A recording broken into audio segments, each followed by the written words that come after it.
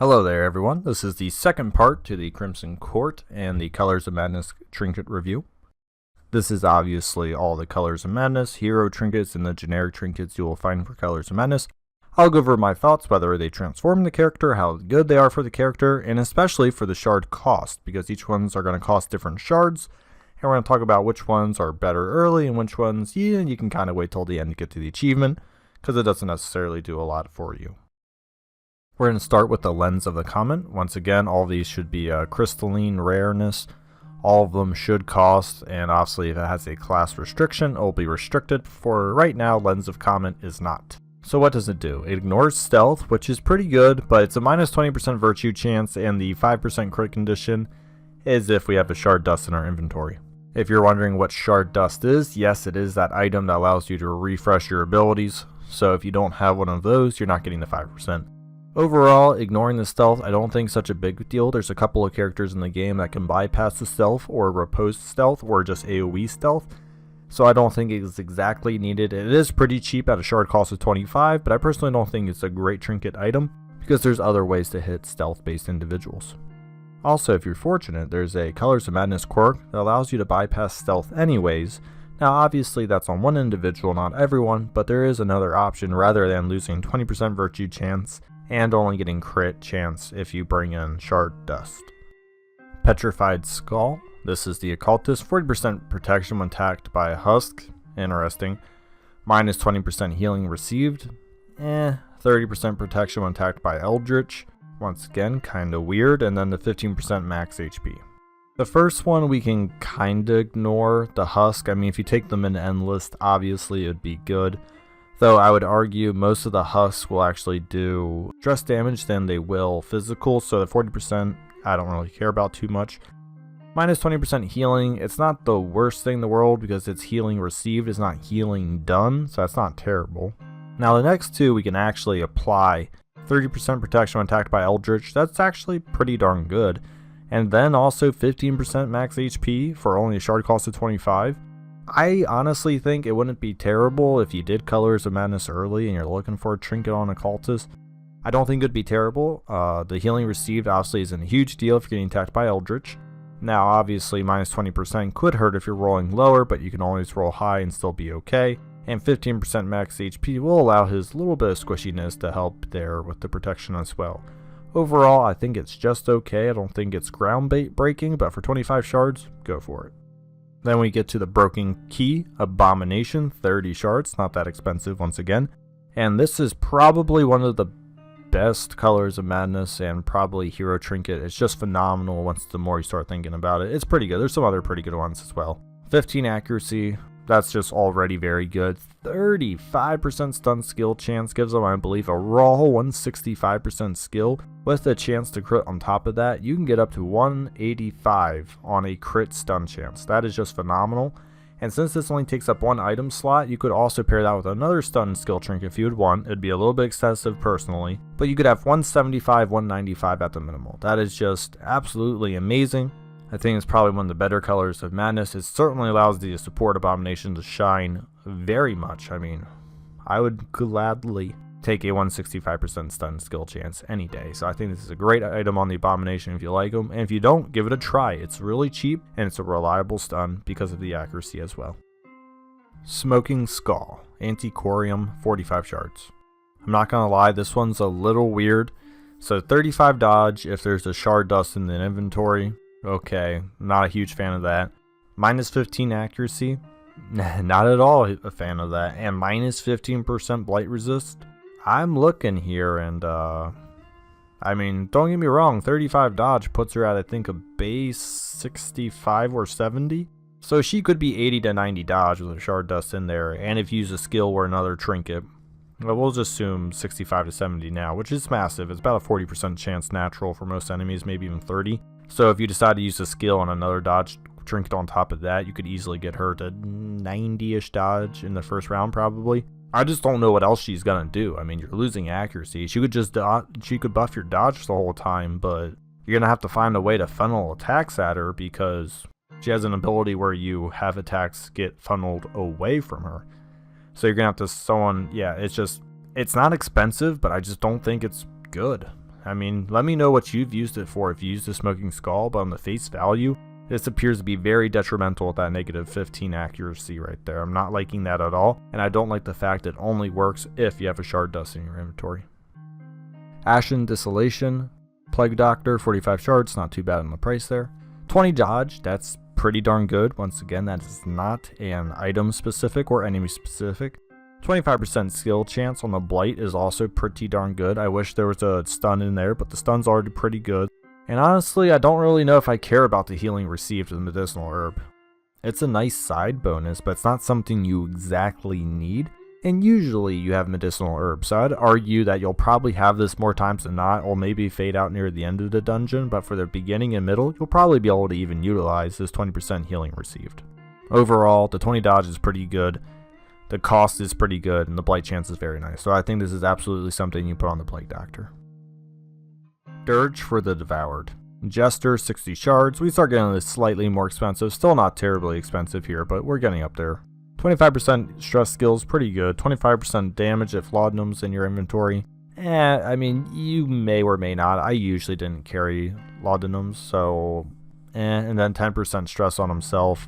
It's not terrible if you want to quickly buy an item, you know it's really good, but I think the Bright Tamborine's still a pretty good one that you can get within dungeons. You don't have to farm shards for. You could easily pick up the Broken Key or the Ashen Distillation. So far with those 60 shards, you could even get 2 near the beginning there, so I think for the price and what it offers, you can probably find another trinket that can help you out. It's not bad, I just don't think it's great. Acidic Husk Ichor. Flagellant, 65 shards. Minus 25% max HP. You know, if you like to live on the edge with the Flagellant, not bad, but minus 25, minus a quarter of your HP is a big deal. 30% damage isn't terrible, because it's going to assume you'll probably be living below 40% HP, where you start getting all your damage kick-ups anyways. Your raw attacks could do a lot of damage, however, the bleed skill only goes against husks, and 25% healing received to HP is below 20%. I think overall it's not worth the 65 shards. 30% damage is massive, but I think a lot of this is too situational, and losing that much HP really isn't something I'm comfortable with. If you feel comfortable keeping your Flagellant kinda low on health the whole time and chancing them dying, sure, go for it. This could maybe be an okay Colors of Madness Endless run, because you can just kind of play around with them at a low HP. I don't know, I'm not a huge fan of it. Let me know if you've had good success with it, or if you just bought it for the achievement. Spectral Spear Tip. Shield Breaker. 15% damage, 20% blight skill chance, 15% max HP. All of those I absolutely love. There's not too much to talk about it. 5% to attack a random target. It may be just for this alone. I don't know if that's the skill you choose attacks a random target, because if that's the skill you choose, you could easily get away with Impale. However, if it's just a 5% chance for them to do Pierce, normally that wouldn't be a problem, but maybe in Colors of Madness, if you're trying to do the cyclical shield breaker impale, that might actually mess it up just enough to cause some problems. Don't get me wrong, it's a great trinket overall. I'm just trying to think like worst case scenario where that 5% really screws you over, because I mean obviously if she pierces, she'll go through protection, she might even crit. So it's really not an issue. Maybe you're trying to target a stress damage dealer or something, where maybe if you're fighting like a certain boss and you hit one part of the boss, you don't want to hit over the other, that could be a problem. Overall, I don't think it should come back to bite you too much, and for 65 shards, I think it's a great addition to the shield breaker. Crystal Pendant, 65 shards. We'll just pretty much go over this real quick. 50% shards given, 50% stress. This is really good if you're obviously just trying to farm. The more shards you get, the better you go. If you're just starting off and you want to buy this because you're going to do it a lot more, do it then. I wouldn't recommend buying this at the end, obviously. Try to do it in the beginning so you can get more shards and buy more stuff. Heretical Passage. 70 shards. It's getting up there in the pricing. 20% healing skills if holy water in the inventory. That's not too bad. Usually you'll probably have holy waters, and honestly, depending on the dungeon, you'll probably end with holy waters as well, so not too bad. But the 25% damage versus Husk and Eldritch, maybe if you're going for that position too, that might not be bad, because you'll get extra damage against Unholy, extra damage against Eldritch, obviously Husk if you're in the Endless mode. However, if you're in the Endless mode, you're probably not going to be using her for the main source of damage, so overall I'd say this is an okay item. I probably wouldn't buy it, but if you really like this second position Vestal, this may be actually something you do want to invest in. Husk Fang Whistle. This is for the Houndmaster at 70 shards. 50% bleed skill chance if dog treats are in the inventory, which they probably are in the very beginning, so excellent. 40% stress skills while guarding. Minus 10 dodge though, that stinks. But the plus 66% guard duration, I believe should increase that to a normal 3 turns of blocking. The Houndmaster I think only blocks for 2 turns and the Man-at-Arms blocks for 3, so I believe that 66% is very specific. They didn't want to do 100% because then you would block for 4 turns, which would just be amazing. So I do believe that they should give it to 3, so you get 2 turns to use Cry Havoc, which would then give you, what is that, about 8 to 9 stress heal, which is actually pretty good per individual if it obviously procs. Overall, I don't think the Husk Fang whistle's bad. 70 shards isn't the cheapest, but it's also not the most expensive.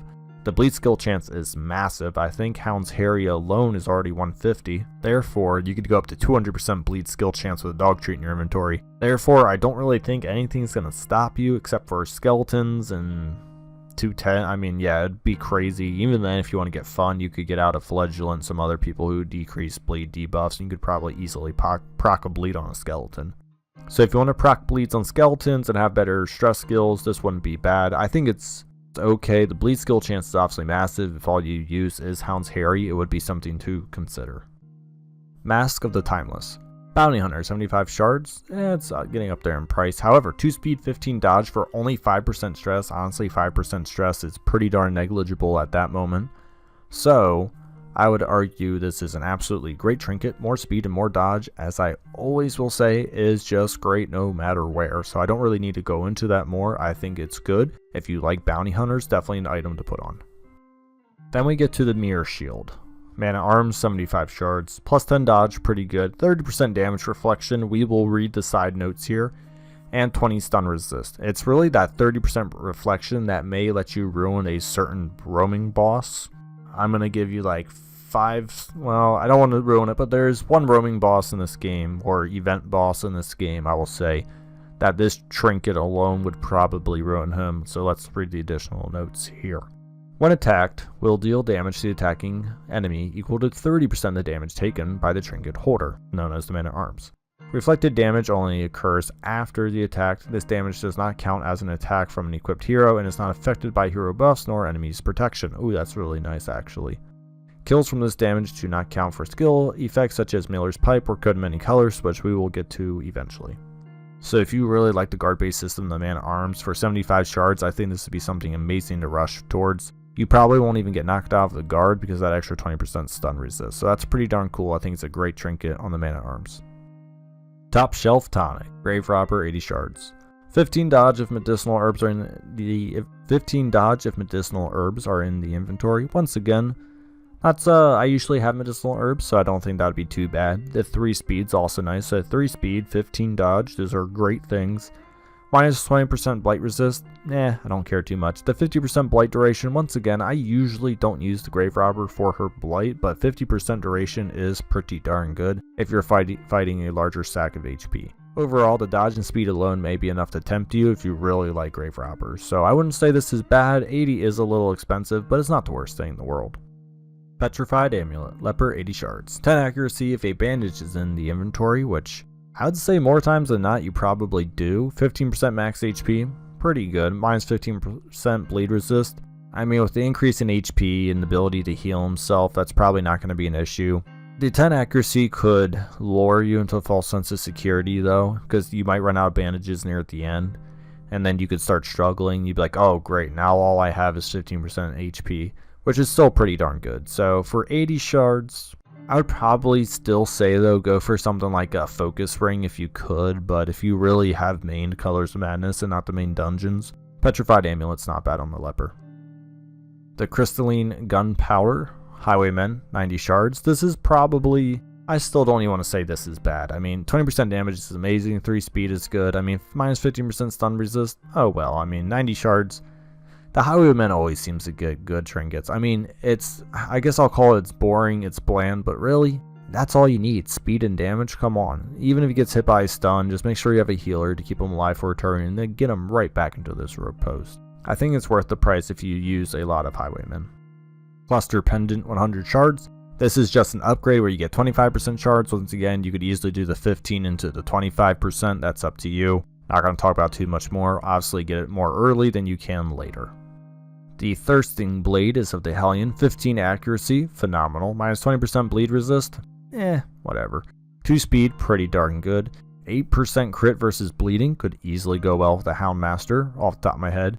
Now, on an attack miss, it is losing 5 HP. Now, with 15 accuracy, and if you give her another accuracy trinket, I believe that should put most of her averages around. Now, this is assuming you add about 20 to 25 accuracy on her, plus her original skills. She should be rocking about 130 average on most of her attacks.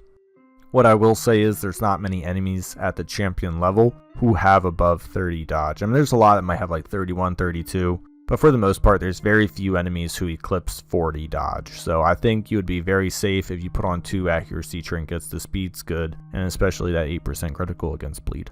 This in a focus ring is all you would need, and she would shred through stuff. So I think it's pretty good. Expensive at 120, but I think it's good. Hedrick musket balls.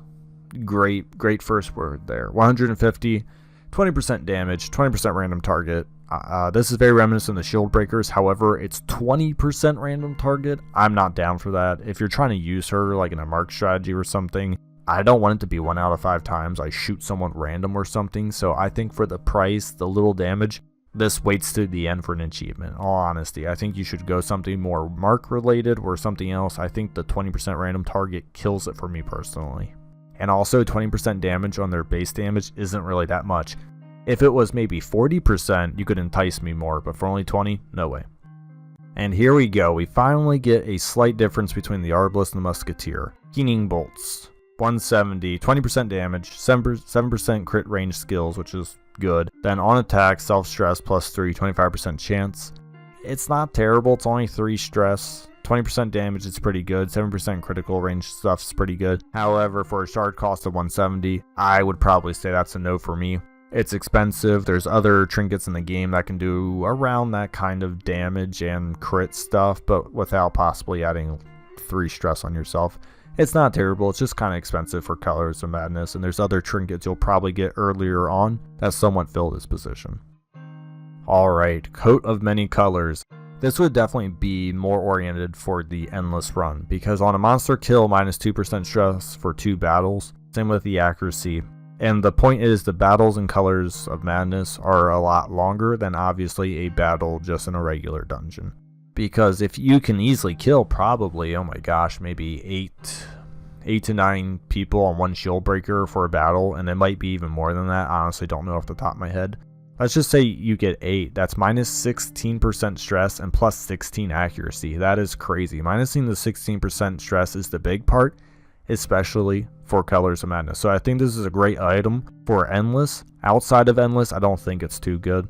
And even the hero killed conditions are on this. Most likely if a hero dies, you're backing out anyway. This just kind of ensures that you will. It's going to add 25 stress to every hero in the party, and it's also going to try to apply a base stun.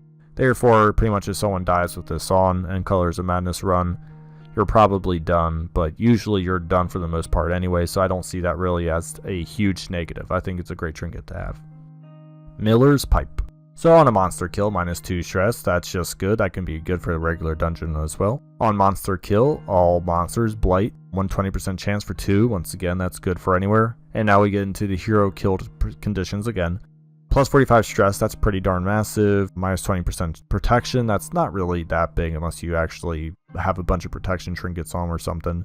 Hero kill, minus all 2 for the quest, yeah. Actually, those last 2 are for the quest. Like I said, protection not as bad as minus 2 for the quest. Now, you might be able to medicinal herbs those off, but I don't think you can. Anyways, let's talk about the additional note. Enemies killed by damage over time, effects applied by the equipped hero will trigger on-kill monster effects. This also applies to the blight the pipe it inflicts itself after an enemy is killed. So, what it is saying there is, this can pretty much be a snowball item in the Colors of Madness Endless again, because this obviously applies the blight, and then if they die of the blight, you can keep on doing this. So it's pretty cool that way. Miller's Pipe and Coat of Many Colors are definitely good for Endless. I think the Miller's Pipe would be better than the coat in regular dungeons. Non-euclidean hilt. Crusader 200 shards. Pretty very expensive. Let's just say it's very expensive. 15% max HP, 5% random chance to hit a target, not the worst once again. 25% stun skill chance. I'd call that pretty darn good. Oh, if a holy water's in inventory, once again, I tend to have holy waters in there, so not bad. And then the on-hit attack, 120% base chance for 2 points of blight for 2 rounds. Overall, I mean, the HP, the stun skill chance, it's honestly for a price that massive, I think this could wait till towards the end. It does allow him to tank up a little bit, become a little bit more of a reliable stunner. But overall, you need holy waters to do that, and there's always the random attack, so...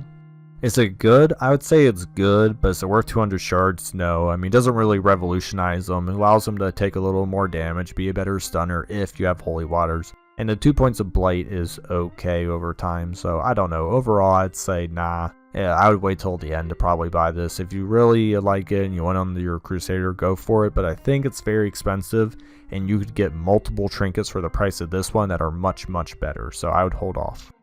Alright, the next 5 trinkets are all dropped from bosses. 4 of them are from things from the stars, and 1 is from the Miller himself. So let's get to Mildred's locket.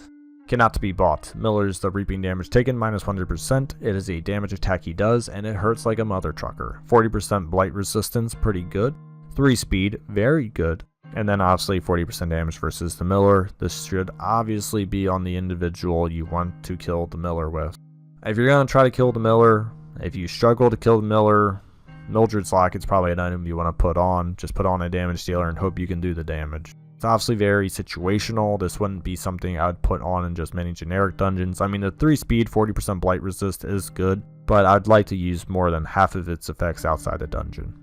Thing's mesmerizing eye. 4% critical if HP is above 41%, 8% critical if it's below 40%. That's up to you. That depends on how much you like to live on the edge. I won't go too much more into that. 4% critical is pretty low just to have it on. There's so many other items that can offer better crit chances and all that. So I think it's, if you get it, you get it. But I definitely wouldn't hunt things from the stars to get this. So overall, I'd say probably not my cup of tea. Crystalline fang. Once again, we are going to be doing the HP thing. 10% stun skill chance if above 40%. And now it does quadruple though to plus 40% stun skill chance if you're below.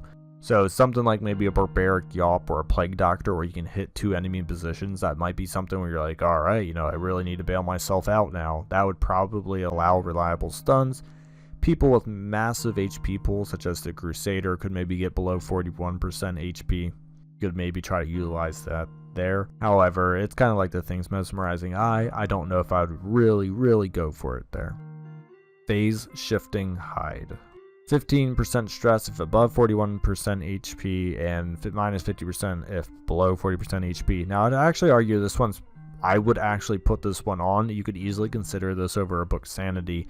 For the sole reason, it's only 5% worse than a Book of Sanity, but if you do drop below 40% HP, you can at least just focus on healing because you know the stress they're going to take is going to be so mitigated you don't have to worry about an affliction. This would be good on a flagellant because they do like living around that 30 to 40% HP sometimes. So all that stress they're going to take is going to get severely reduced, and then you can worry about healing them later. Overall though, yeah, I mean, it's at least on par with the Book of Sanity. Maybe in some situations it's obviously better. If you get it, you can easily put that on and not feel bad about it. Prismatic Heart Crystal. This is essentially like the Mildred's locket. This is an item specifically meant to kill the Thing from the stars. 35% blight and skill chance against the Thing, that's pretty darn good, and 12% critical is also great. So if you're going Thing from the stars hunting, yeah, go for it. Put it on someone like Hellion's a good choice, Houndmaster's a good choice. You want to do the Plague Doctor, she's a great choice. Even the Abomination maybe if you want to do just the Beast Bile on it, though you'd probably want to try to go more for the stun with the Broken Lock Key or something like that. Shieldbreaker wouldn't be a bad choice, should be great. So those are a couple of characters that could easily get through those first portions. And obviously, I'm not going to talk about the Thing from the stars too much, but there's goodness to apply DOTs even when a certain phase happens with it. Thank you for listening. Let me know what you think of these trinkets and which ones you like but think are too expensive, or which ones you think are criminally too low in price and are absolute musts to get. such as the Abomination Trinket. I think it's so good, I can't believe it's one of the cheapest ones in the game. I could easily see that one and the Crusader probably swapping spots. The Crusader's is pretty good, you could probably chuck it at 80 or something, but 200 is just too much for me. If you liked the video, please like and subscribe, leave a comment. If you want to ask more questions, always do, and I'll try to do my best to get to you. I have many more other Trinket videos like this on the channel, so if this is the first one you've seen, please check it out. Thank you so much, like and subscribe below.